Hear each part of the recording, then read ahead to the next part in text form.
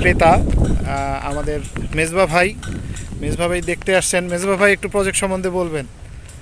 না, প্রজেক্ট আলহামদুলিল্লাহ ভালো। আসলে গ্রামে যেগুলো প্রজেক্টগুলো হয়, এই প্রজেক্টগুলোর অনেক সময় দেখা গেছে শুধু বসবাসের জন্য, বা আপনি যদি মনে করেন যে এখানে থাকবেন, তো আবাসিক হিসাবে নেওয়া যায়। কিন্তু আমি যে এলাকাটায় আসছি, এটা একটা ইন্ডাস্ট্রিয়াল জোন এলাকা। আর এখানে আপনি আবাসিক প্লট নেন মানে আপনি অল্প কিছুদিনের মধ্যে আপনি বিল্ডিং করলে ভাড়া পাবেন, এটার একটা নিশ্চয়তা পাওয়া যাবে। আপনার মানে ভাড়াতে পেতে কষ্ট হবে না, যেহেতু এটা রূপগঞ্জ, একটা দক্ষিণা হাওয়া বইতেছে গ্রাম পরিবেশে।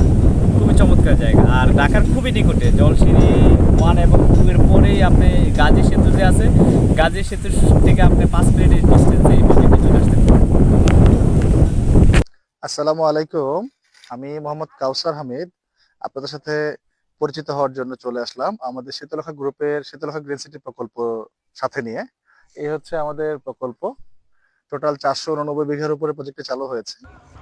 আপনারা চাইলে এই মুহূর্তেই আপনাদের বাড়ি করার জন্য জমি পছন্দ করে বিনিয়োগ করতে পারেন। মাত্র 1-2 ফিট প্লাস মাইনাস বালু ফেললেই আমাদের অ্যাভিনিউ রোডের সাথে প্রজেক্ট সমান সমান হয়ে যাবে।